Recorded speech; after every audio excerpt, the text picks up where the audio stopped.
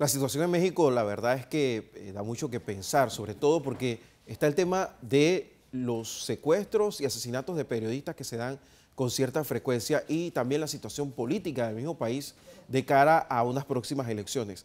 Nos acompaña vía Skype desde Ciudad de México Marco Fernández, es el investigador de la Escuela de Gobierno del Tecnológico de Monterrey. Don Marco Fernández, muy buenos días de Ciudad de Panamá. Mi pregunta sencilla, ¿qué está pasando con la situación de los periodistas en México? Ya pues hay alarma en toda la América Latina por lo que está sucediendo.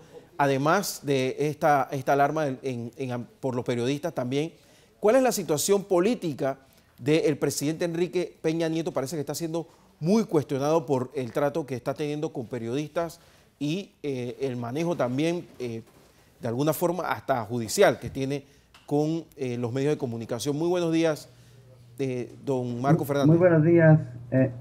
Pues lamentablemente en los últimos meses se ha deteriorado mucho la relación del presidente. Perdón, disculpe, es que estoy escuchando todo eco. Sí. Sí.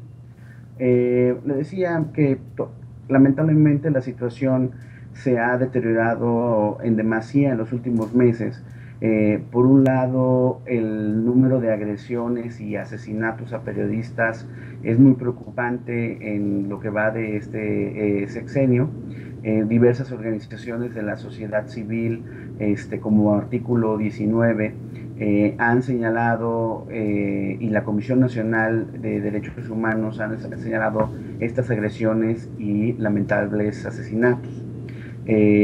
Incluso el día de ayer, como protesta, la prensa organizada hizo una pinta en el Zócalo, que es la plaza principal de la Ciudad de México, en donde ponía el hashtag SOS Prensa, tratando de evidenciar las condiciones dificultosas que tienen, difíciles que tienen para ejercer con libertad su ejercicio como periodistas. De hecho, la organización Freedom House, en su clasificación de libertad de prensa, coloca a México con otros países de América Latina como Venezuela y Cuba como un país en donde actualmente no hay libertad de prensa, y señala como origen, por un lado, la persistencia de algunas leyes, sobre todo en algunas entidades federativas, que se utilizan para poder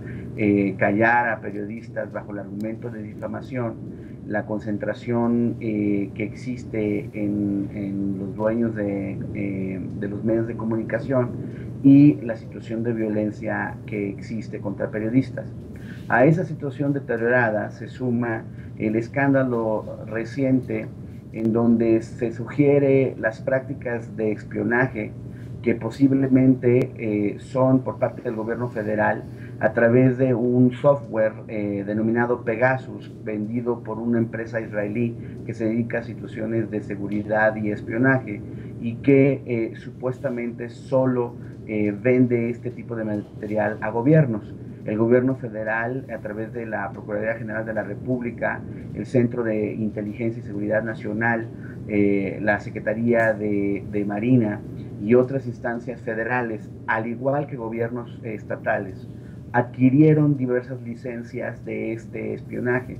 Se especula que además el espionaje no solamente ha sido en contra de defensores de derechos humanos, activistas de las distintas organizaciones de la sociedad civil y periodistas, sino que también puede involucrar espionaje hacia legisladores de la oposición. Todo este ambiente pues ha contribuido a un desprestigio y crispación.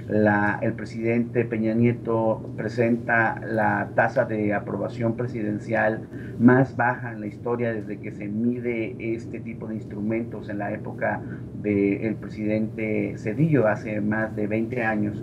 Pues el presidente Peña Nieto es el que tiene los menores niveles de aprobación, con aproximadamente 17% solo de la población aprobando su gestión.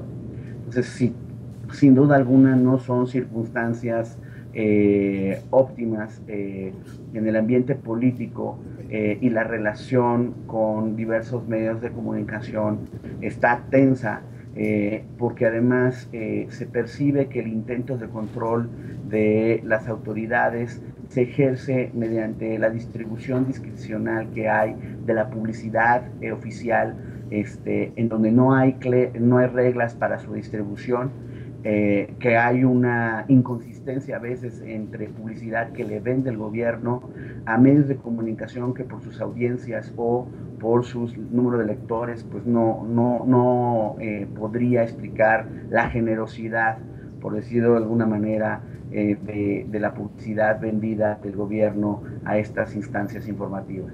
Don Marco, con este panorama completo que nos ha dado, y ya por último le quería preguntar, porque también está el tema de la toma de ciertos carteles de diferentes carteles de la droga de territorios completos de México. ¿Es México en este momento un estado fallido y de cara a las próximas elecciones esto no va a encrispar mucho la campaña electoral? Sin duda alguna, el deterioro en algunas regiones del país por la influencia del crimen organizado es preocupante. 70% de la población, de acuerdo a la última encuesta del Instituto Nacional de Estadística del país, señala que se siente con inseguridad. Hay una tendencia en los últimos meses en algunos estados del país, como por ejemplo Chihuahua y Guanajuato, en donde ha aumentado el número de homicidios y de crímenes de secuestro. Una situación sin duda alguna difícil. Yo sería cauto, a pesar de todas estas circunstancias difíciles, en llamar que México es un estado fallido. Sí hay regiones del país en donde claramente las autoridades no pueden garantizar la seguridad de sus ciudadanos, pero no es un fenómeno generalizado. O sea, sí hay otros lugares que se han recuperado del fenómeno de la inseguridad.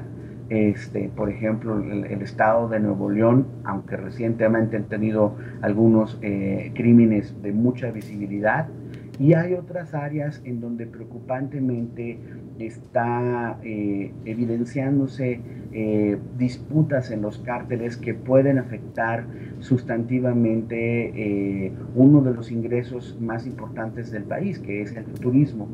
Hubo hace algunas semanas una serie de persecuciones y balaceras en la zona centro de Cancún. No es la zona turística, pero sí ha mandado la señal de alerta de la necesidad de la autoridad de recuperar el control de la seguridad en el estado de Quintana Roo, donde está la ciudad de Cancún, para evitar situaciones como las que se han observado en Guerrero, donde el problema de la inseguridad ha llevado a que ciudades que anteriormente eran atractivas para el turismo internacional, como la de Acapulco, pues haya tenido una disminución sustantiva en el número de visitantes debido al temor por la percepción del problema de seguridad. Aunque se haya concentrado mayormente a las afueras de Acapulco, la gente no distingue eso. O sea, la gente observa el reporte en los medios de enfrentamientos entre la policía y miembros del crimen organizado o entre bandas del propio crimen organizado, y por lo mismo evita ese tipo de destinos turísticos. Claramente son desafíos muy importantes. Y usted me preguntaba si esto va a reflejar el próximo año cuando haya elecciones presidenciales. Y la verdad es que todavía eso está en el aire, porque el problema de la inseguridad, que comenzó de forma sustantiva cuando el Estado mexicano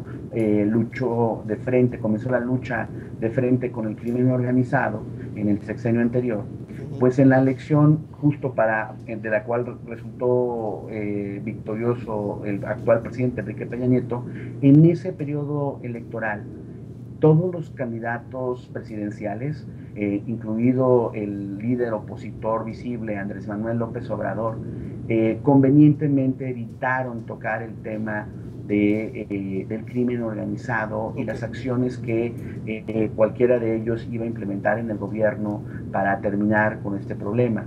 Claro. Y estamos a la expectativa si esa estrategia de tratar de evitar meterse a discutir un tema que obviamente es de preocupación nacional, va a ser nuevamente una estrategia de los futuros candidatos presidenciales para el próximo año. Claro. A este ambiente, pues francamente difícil, se le suma una creciente indignación de la población por diversos casos de corrupción que no distingue de los partidos políticos y que tiene muy deteriorada la confianza de los ciudadanos hacia sus distintas instituciones políticas, el Congreso, el presidente, el Poder Judicial, el propio Ejército. Entonces sí creo que no va a ser una circunstancia fácil en la que se va a llevar el ambiente electoral de cara a la renovación de la presidencia de la República en nuestro país. Claro, viene un 2018 complicado. Don Marco Fernández, muchísimas gracias hasta Ciudad de México, aquí de Ciudad de Panamá, por su amabilidad y por este muy completo pantallazo que nos ha dado de la situación de México, que seguro vamos a estar más adelante pues detallando con claridad. El agradecido soy yo. Buen día. Muchas gracias. Era don Marco Fernández, él es investigador de la Escuela de Gobierno de la Universidad del Tecnológico de Monterrey. Vámonos.